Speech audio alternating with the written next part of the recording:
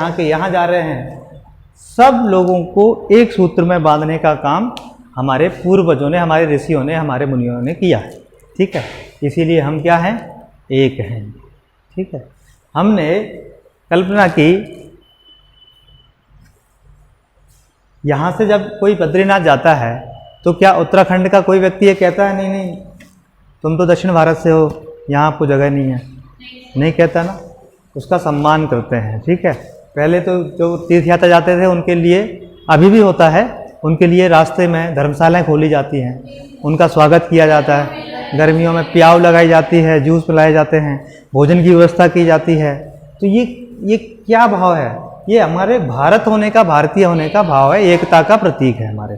ठीक है ना, तो ये हम यूनिटी इन डाइवर्सिटी की बात हमने की। ठीक है ना, अब हम बात करेंगे, ये तो आपकी यूनिटी इन डाइवर्सिटी आपके बुक में दी हुई है। दूसरी बात हम करेंगे डाइवर्सिटी इन यूनिटी, एकता में अनेकता। अभी तो अनेकता में एकता हो गई, अब एकता में अनेकता। Diversity in unity, different type of concept, because ये कॉन्सेप्ट केवल भारत में ही है। क्या है भारत का मूल आधार? क्या है भारत को दुनिया क्यों जानती है? ये सफेरों का देश इसीलिए जानती है, यहाँ पर ये देश गुलाम रहा अंग्रेजों का इसीलिए जानती है, या कुछ और कारण है? स्वामी विवेकानंद ने कहा था दुनिया भारत को आध्यात्म के लिए जानती है, स्पिरिचुअलिटी के लिए जानती है। किसके लिए? आध्यात्म यानी स्पिरिचुअलिटी।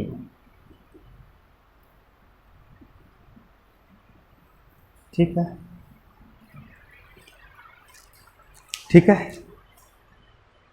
जब हम स्पिरिचुअलिटी की बात करते हैं तो हमने माना है, यानी हमारे पुरखों ने, हमारे पूर्वजों ने, हमारे एंसेस्टर्स ने हमको बताया है कि सभी पर ब्रह्म के क्या हैं?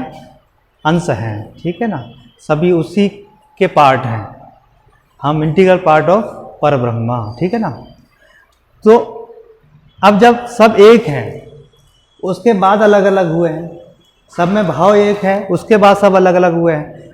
तो पहले क्या थे हम? एक, उसके बाद अनेक हुए हैं। इसीलिए भारत का कॉन्सेप्ट कहता है ये तो है ही, ये तो फिजिकली हमको दिखता है, जो नहीं दिखता है वो है डाइवर्सिटी इन यूनिटी। ठीक है, एकता में अनेकता, जो भारत की सबसे बड़ी विशेषता है। क्यों? क्योंकि भारत ने क्या कहा है?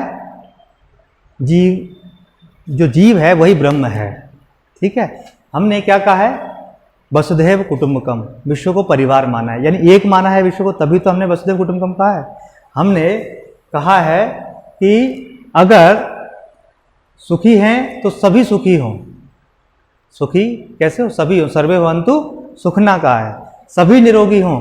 केवल मैं निरोगी नहीं हूँ, हमारा परिवार ही नहीं, हमारा देश नहीं, समाज नहीं, हम पूरा विश्व निरोगी हो। ठीक है, हम कल्पना करते हैं, हमारे एंसेस्टर्स ने, हमारे पूर्वजों ने कल्पना की है क्या? विश्व का कल्याण हो, प्राणियों में सद्भावना हो। हमारे यहाँ जब भी कोई धार्मिक कार्यक्रम होते हैं भारत में तो इसी प्रकार के बोलते हैं ना सब लोग। तो ये कारण है क्योंकि हमने सब में एकता जानी है। सबसे पहले हमने कहा कि सब एक हैं, वो तो सभी जगह, जैसा डाइवर्सिटी के लिए कारक दो कारक हैं, ज्योग्राफिकल और हिस्टोरिकल। हिस्ट्री और ज्योग्राफी के कारण से लोग डाइवर्स हुए हैं तो सब एक ही। ठीक है, तो ये डाइवर्सिटी इन यूनिटी का कॉन्सेप्ट है जिसको हमें समझने की आवश्यकता है। ठीक है, तो अगर आप इस कॉन्सेप्ट को ठीक से समझते हैं तो आपका कभी भी इस प्रकार का फिलोसॉफिकल ऐसे आ जाता है तो आपको उसको ठीक से लिखना आसान हो जाएगा। ये चीज़ें तो सब लिखते हैं, ये चीज़ें नहीं लिखी जाती हैं। ठीक है ना, अब डाइवर्सिटी तो एक चीज़ हो गई। अब हम बात करते हैं, डाइवर्सिटी ठीक समझ आ गई। अब हम बात करते हैं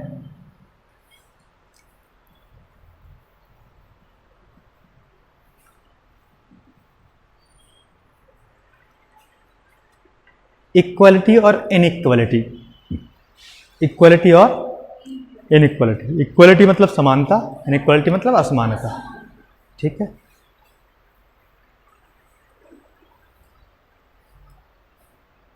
जब हम समानता की बात करेंगे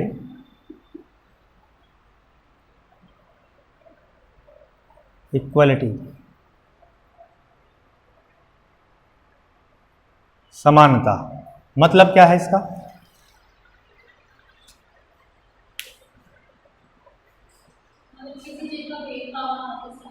अब्सेंस ऑफ डिस्क्रिमिनेशन। ठीक है, यानी भेदभाव का अभाव।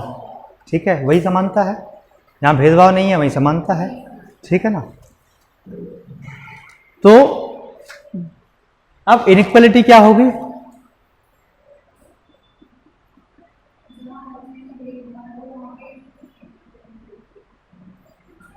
यानी असमानता। असमानता क्या है? जहाँ भेदभाव है, ठीक है, समान नहीं। जहाँ भेदभाव है, जहाँ डिस्क्रिमिनेशन है, वहाँ असमानता है। अब असमानता कई प्रकार के होते हैं। जैसे सामान्यतः जीवन में हम देखते हैं कि बॉयज़ एंड गर्ल्स, ठीक है, बॉयज़ एंड गर्ल्स, आपने देखा होगा, ऐसे नहीं करते हो, लड़कियां ऐसे नहीं करते। ठीक है, ये रोएगा, लड़के कहीं रोते हैं? ठीक है, खाना बनाना भी नहीं आता, क्या करोगे? तो खाना बनाएगा? ये क्या है? भेदभाव है। अब तो नहीं होता, पहले होता था। पढ़ के क्या करोगे? इधर पढ़ता भी नहीं है। ठीक है, ये क्या है? डिस्क्रिमिनेशन है, इनइक्वालिटी के कारण से। जितने भी सॉफ्ट चीज़ें हैं उसके लिए मान लिया कि लड़की के लिए डिफाइन हो गई हैं। जितने भी कठोर चीज़ें हैं, रोना नहीं है, चोट लग गई, मार के नहीं आया, लड़की ने मार दिया, लड़की होके मारती हो, लड़के ने मार दिया, पिट गया लड़का होकर के, तो ये असमानता, इनइक्वालिटी के आप लक्षण देख सकते हैं। ऐसे कई सारे चीज़ें हो सकती हैं। ये तो जेंडर के बेसिस पे हो गई। इसी प्रकार से आपके कास्ट के बेसिस पे भारत में, ठीक है ना, इसी प्रकार से आपके रिलीजन के बेसिस पे इनइक्वालिटी है। इसी प्रकार से अलग अलग चीज़ों के बेसिस पे इनइक्वालिटी समाज में देखने को मिलती है। ठीक है, लेकिन ये इनइक्वालिटी क्या ये परमानेंट है? परमानेंट नहीं होती। अब परमानेंट है कि नहीं है, ये क्यों मैं कह रहा हूँ, वो इसीलिए कह रहा हूँ। एक क्षण लीजिए आप, हम इसको फिजिक्स से बताते हैं। ठीक है ना, एक आपने मान लो बांस की डंडी ली, ठीक है, पतली सी डंडी है, सीधी है वो। अब आपने प्रयास करके उसको झुका दिया, ठीक है। अगर आपने थोड़ी देर रखा और छोड़ दिया तो फिर दोबारा से यहीं पहुंच जाएगी ना, फिर सीधी नहीं रहेगी। अगर इसको परमानेंट झुका के रखा, यहाँ दबा के रखा 1 साल, 1.5 साल, 2 साल, फिर छोड़ोगे तो ये तिरछी हो जाएगी। समाज के साथ भी यही हुआ।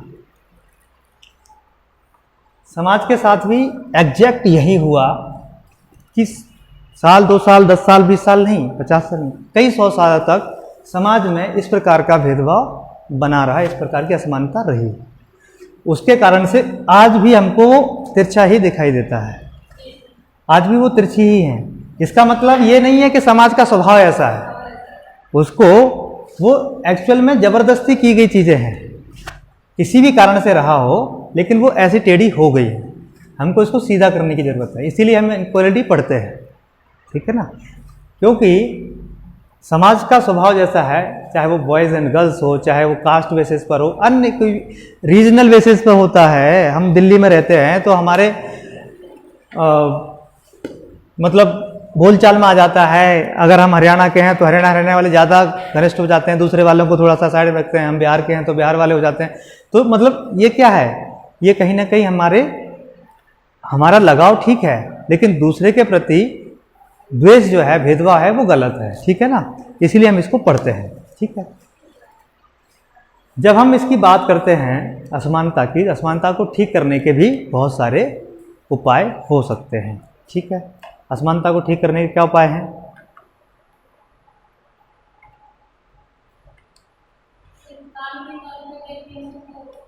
कानूनी रूप से तो असमानता वर्जित है, ठीक है। कानूनी रूप से तो असमानता कर नहीं सकते।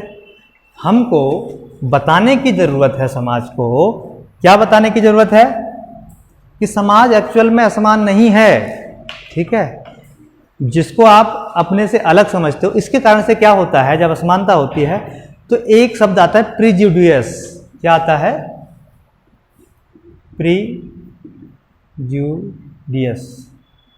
प्रीजुडियस हो जाते हैं, यानी पूर्वाग्रही हो जाते हैं। पूर्वाग्रही का मतलब है कि हम पहले से ही विचार बना लेते हैं उसके बारे में कि हाँ ऐसे ही है, उनका बिहार का है तो ऐसे ही होगा, ठीक है। अलग नहीं सोचते, क्योंकि हर किसी की आदत इंडिविजुअल होती है, ठीक है। जरूरी नहीं है कि हाँ एक जैसा हो। हम उसको कॉमन में देख लेते हैं, ग्रुप्स में देख लेते हैं, तो वो हमको ख़त्म करना होगा। तो प्रिजुडियस क्या है? पूर्वाग्रह है। ये शब्द को हमें, इन शब्दों को समझना है। ये शब्द समझ में आ गए तो जब भी इनका उपयोग होगा तो सही सेंस में इनका उपयोग करना है हमको। इनका यूज़ बिल्कुल ठीक सेंस में करना है, ठीक है ना। जनरली प्रिजुडियस जो है नेगेटिव सेंस में यूज़ करते हैं हम, ठीक है ना। हम किसी के बारे में कोई धारणा बना लेते हैं पहले से और हम समझते हैं कि वो ऐसा ही है। हम जैसे मान लो ट्राइब्स के बारे में धारणा बनाई कि ट्राइब्स कैसे होते हैं। ट्राइबल्स खूंखार होते हैं, अपराधी होते हैं, मार देते हैं, जाएंगे तो धनुष बाण लेकर के सीधा तीर चला देंगे आपके सीने में, मतलब उनके पास जाना ही खतरा है, ठीक है ना, नहीं जाना चाहिए, ठीक है ना।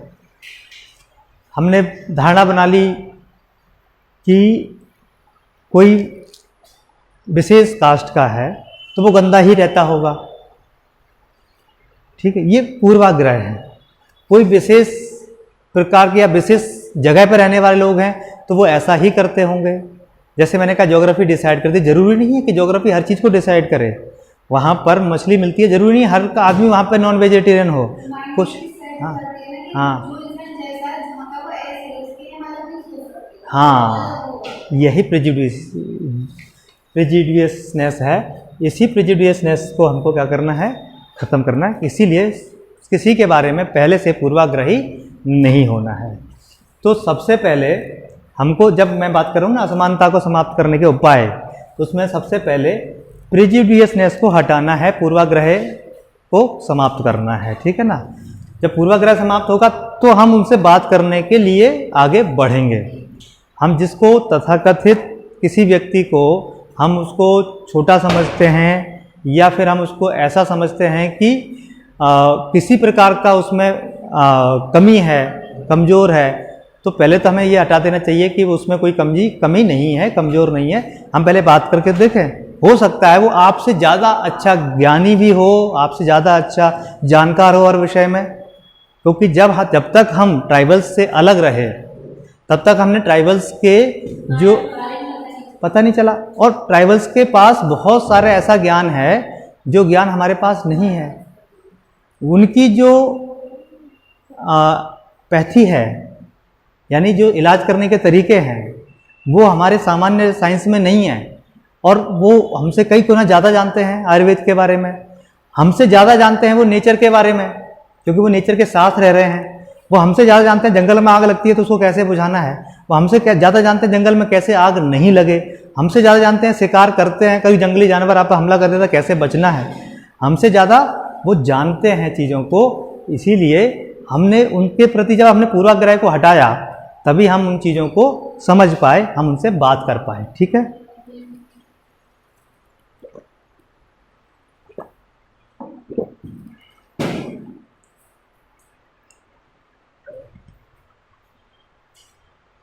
क्लियर हो गया? तो पहले प्रेजुडियसनेस हटाना है, फिर बताना है। जैसे मैंने बांस की डंडी का उदाहरण दिया था आपको कि समाज का स्वभाव सीधा चलना है, ठीक है, समाज का स्वभाव ऐसा नहीं, और समाज कैसे बनता है ये भी समझाना है। वो हमारे उदाहरणों के द्वारा समझाया जाएगा, यानी हमारे प्रैक्टिकल अप्रोच होने चाहिए। समाज के सीधा चलने का मतलब है समाज बनता कैसे है। अभी तो वर्तमान में क्या है कि भारत में अलग अलग समाज हैं, क्षत्रिय समाज है, ब्राह्मण समाज है, तो अलग अलग जितनी जातियां वो सब समाज हो गए, ठीक है ना। लेकिन समाज कैसे बनेगा? आप जहाँ रहते हो वहाँ एक स्कूल है, आसपास स्कूल है, कहीं पे कोई गांव, छोटा छोटा गांव जाओगे वहाँ पे स्कूल है। तो जो स्कूल है वो क्या है? वो लोगों को शिक्षा देता है। सुबह सुबह जब आप उठते हो तो आपको कोई दूध देने भी आता है, दूध वाला भी आता है, आपको दूध की पूर्ति करता है। बाजार में रहते हो तो आप गाय भैंस नहीं रख सकते हो, तो कोई ना कोई दूध वाला आएगा। कोई सफाई वाला भी आता है, अगर सफाई नहीं होगी तो आप रह सकते हो क्या? नहीं रह सकते हो, ठीक है।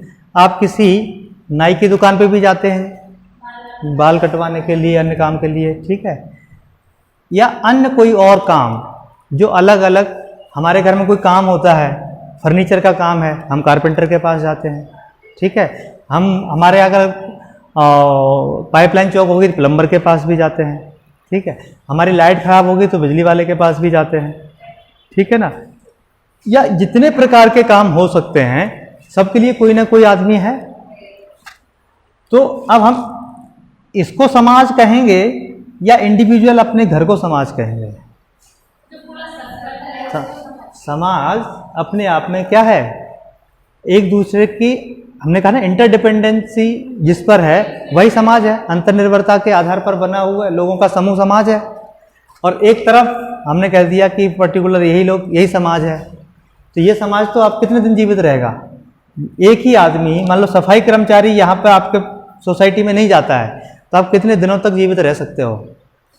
आपको 8, 10 दिन, 15 दिन, 20 दिन, 1 महीने झेल लोगे, उसके बाद तो आपको भागना पड़ेगा, इतना गंदगी हो जाएगी, समझ गए। यानी समाज में हर एक व्यक्ति का कार्य क्या है? महत्वपूर्ण है। किसी भी परिस्थिति कारण से कोई भी व्यक्ति कुछ भी कार्य कर रहा हो तो हमको बताना यह है कि समाज केवल कुछ लोगों का समूह नहीं है, सभी लोगों का समूह है, सभी प्रकार के लोगों का समूह है जो हमारे जीवन में काम आता है। भारत में इसी प्रकार से 4000 प्रकार से ज़्यादा काम बताए गए हैं, होते हैं, जो भारत की जाति व्यवस्था बनी। क्या बनी? जाति व्यवस्था बनी, ठीक है।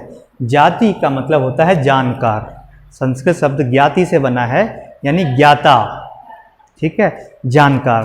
तो जो कटिंग में जानकार है नाई बन गया, जो कारपेंटरी अच्छी कर लेता है बढ़ई बन गया, ठीक है ना, जो मिस्त्री अच्छा काम करता है चिनाई का तो उसका वो अलग समुदाय हो गया, लकड़ी का काम जो जिसको कहते हैं वो कारपेंटरी वाला जो विश्वकर्मा समुदाय है, ठीक है। तो ऐसे सब प्रकार के लोग समाज के पार्ट हैं, वो जानकार हैं, वो विशेषज्ञ हैं, जिसके लिए आज हमको स्किल डेवलपमेंट प्रोग्राम चलाना पड़ रहा है। इसके लिए भारत सरकार को क्या करना पड़ रहा है? सर्टिफिकेट बांटने पड़ रहे हैं, डिप्लोमा देने पड़ रहे हैं, IIT में प्रोग्राम चल रहे हैं, ITI इसके लिए अलग से खोले गए हैं। वो सब चीज़ें समाज के ऑटोमेटेड पार्ट थे, ठीक है। वो समाज में ही सीखते थे, समाज में ही, अपने परिवार में, यानी अपने पिताजी से सीखा, उन्होंने उनके पिताजी सीखा। तो जब वो सीखते हैं तो कहीं ना कहीं अपना भी दिमाग लगाते हैं, तो उसमें और ज़्यादा महारत हासिल होती जाती है। तो इसीलिए देखा होगा कि विश्व में सबसे अच्छी बिल्डिंग्स भारत में मिलती हैं, सबसे अच्छी नक्काशी भारत में मिलती है। वो तो उत्तर भारत का जो आक्रमणकारियों के कारण से टूट गया पूरा स्थापत्य कला, लेकिन दक्षिण भारत में आप जाओगे, साउथ में जाएंगे भारत में, तो दक्षिण में जाते हैं तो बड़े बड़े मंदिर मिलते हैं आपको। ऐसे ऐसे मंदिर मिलेंगे जो गुफाओं में ही चीर करके मंदिर बना दिए, ऐसी ऐसी नक्काशी मिलेगी, कल्पना भी नहीं की जा सकती एक ही पत्थर को कैसे बना दिया है। तो वो क्या था? वो हमारे यहाँ के ये सब इंजीनियर थे बड़े बड़े, ठीक है ना, जिसको समाज ने क्या किया? अलग अलग किसी कारण से, मैंने कहा ना, वो बांस की डंडी को दबा दिया गया, इसलिए वो टेढ़ी दिखने लग गई है, असल में वो टेढ़ी नहीं है, ठीक है ना। तो हमारे को असमानता को समाप्त करने के लिए इस प्रकार के काम करने पड़ेंगे, ठीक है ना। दूसरा होता है हैबिटेट, मतलब आवास। आवास कैसे कहते हैं? हैबिटेट, यानी आवास, जहाँ पर व्यक्ति रहता है, निवास करता है, वो भी किस प्रकार से, कंफर्टेबली यानी आराम से रह सकता हो। ठीक है ना।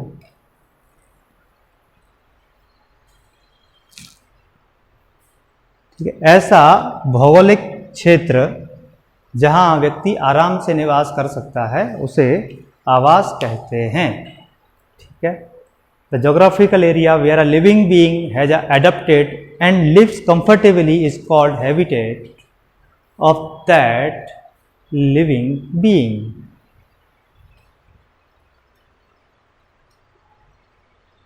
ठीक है।